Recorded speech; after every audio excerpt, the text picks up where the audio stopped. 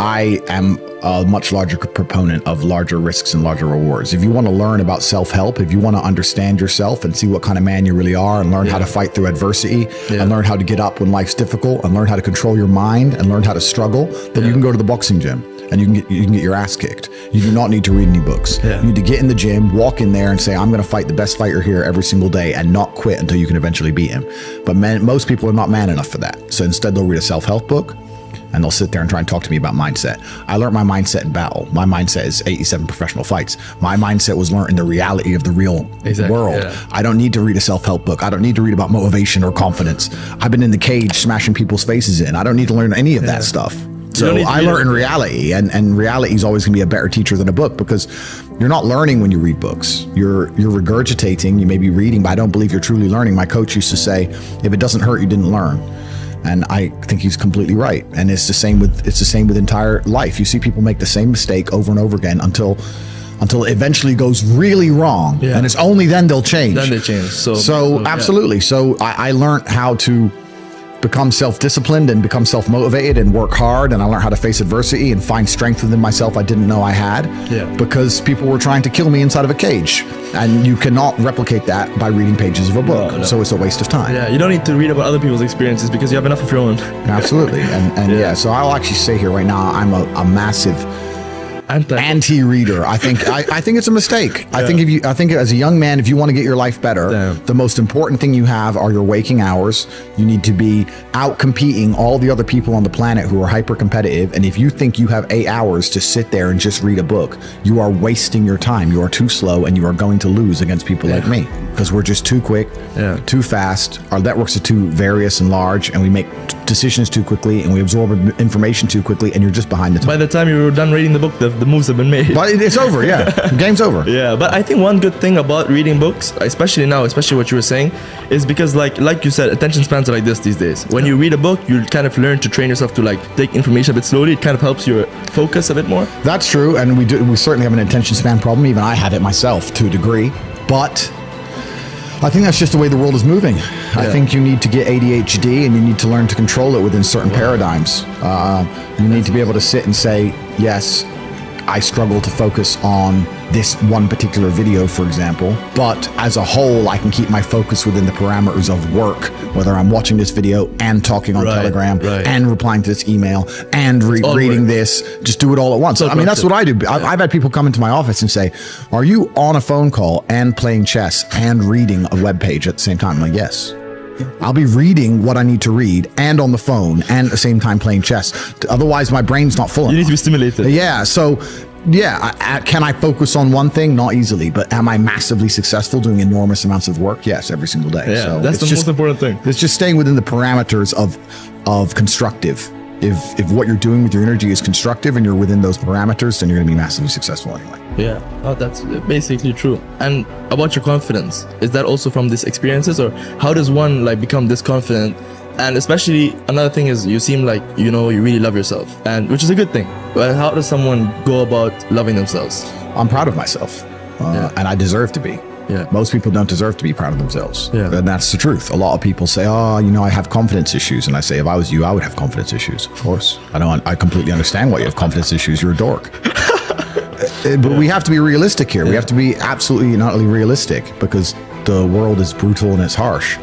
If you're not proud of yourself, you probably don't deserve to be proud of yourself, so you're not going to feel happy. And you just talked about confidence. Confidence comes from competence. The reason I'm confident is because I'm good at everything. I'm good at everything I do. The things I'm not good at, I'm not confident in, of course, and I know what they are. I don't do them very often. I've now created my reality to the point where I don't do anything I'm not good at. You just hire. I either hire or I just don't want to do it. I don't play darts. I'm not good at darts, right? I do what I'm good at. So I'm absolutely and utterly confident because I'm absolutely and utterly competent, and that takes practice and discipline and motivation, and you need to fail a few times. You need to get up, and like I said earlier, when I learned my entire mindset in professional fighting and chess, the two combined, that's how it comes down to. And when people say, I have competence issues, usually I can look them up and down and say, if I was you, I would completely and utterly struggle with confidence issues. because the world is competitive, and there's men like me on the planet and friends like mine on the planet, and you're competing against us for money, for girls, for status, for resource, and you're going to be destroyed and decimated the entire time. So of course you have confidence issues when you can be annihilated in real time by the competitor. Why wouldn't you have confidence issues? You'd be psychopathic not to. Yeah, that makes sense. So maybe that unconfidence is a good motivation for them to actually. Well, it's supposed to be. This is the thing that I don't truly understand. If I'm unhappy with something and I'm uncomfortable with something, I fix it. Yeah. That's endless motivation, which I don't truly believe in as a concept, but that's endless fuel for the fire. Right. If I was unhappy with something about myself, regardless of what it was, I would be able to take all of that discomfort and turn it into endless energy to get the problem fixed. Yeah, exactly. But these people seem to it's okay to be unhappy. Yeah, well, these people seem to sit and say, I'm really unhappy with X, but then stay doing X. So I don't believe they're truly actually unhappy. What you'll notice if you live life long enough is that somebody will sit and say to you, I'm unhappy being a loser. You say, why are you a loser? I just sit at home and play video games 7 days a week. And you're like, okay. And maybe 3 days of the week they're unhappy doing that. And that's the time they email you, and that's the time they want to make a change.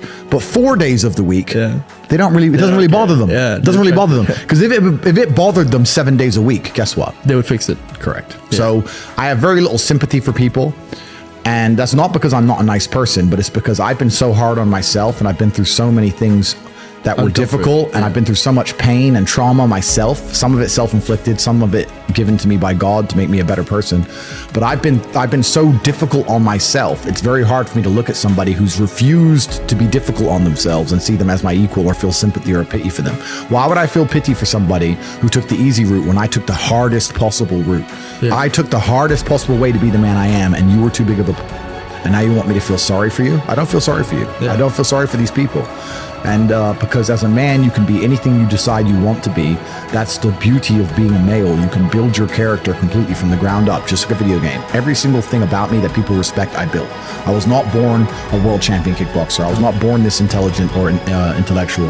I was not born this rich. I was not born this strong. I was not born this confident. I was not born this interesting. I was not born this charismatic and humble and gorgeous and tall and strong and sexy. I was not born none of these things. I became these things myself. So I deserve all the spoils of war. And anybody who decides they don't want to work hard enough to become those things, then they deserve to sit and accept they're my inferior. That's their problem. Basically. That's their problem. But have you struggled with any mental health issues yourself? Because one thing also I noticed about you, from one side when you talk, you seem like very positive about life. But I've seen clips of you where you say like sometimes I feel you say enjoy everything and always be happy, or like always be like positive. But then in some points of you say like, I was angry when I was broke. I had to get rich. Yeah. I needed to get rich. I was furious. Well, I couldn't sleep when I was broke. And this is what we're talking about, the being uncomfortable and how it can motivate you. When I didn't have enough money to buy whatever I wanted, I couldn't fall asleep at night. Because I understood there are people out there that did, and I didn't see them as better than me. And I thought, why are these people who I don't see as my superior living an experience that I can't live? And it bothered me to the point where I could not sleep. So yeah, that was real. When you talk about suffering mentally, I don't really consider that suffering. I have had a very painful life. I still think to a degree I do, but that's self-inflicted. But I can't imagine living any other way. I can't imagine living in this idea, this utopian, every day, just, girls, drink, hedonism. I don't want that. Yeah, it's degenerate. I think the only thing you can do that's not degenerate is usually be fighting a battle or solving a problem. Growth. Yeah, growth. Yeah, so you need to either fight a battle or solve a problem to avoid degeneracy, which means I'm constantly looking for them. I'm currently one of the largest battles a man can possibly take on. I'm taking on the Matrix, the most powerful people on the planet. Right, yeah. So, yeah, is my life difficult? Yeah. Am I complaining about that? No. In fact, I'd hate it for it to be any other way. Yeah. No, you're right, honestly. You talk about the Matrix a lot. Has the Matrix ever contacted you directly? Have you ever got any contact from them? Or you can't say? I've had a couple experiences which have certainly been strange. Oh, yeah. Can you talk about it, or you prefer not to? I've had some invites to some strange places with some strange people. I've had some anonymous messages which I verified to be true, which were scary, I guess you could say. I've definitely been contacted by the Matrix in and of itself. But initially, when they speak to you, they try to make you change sides.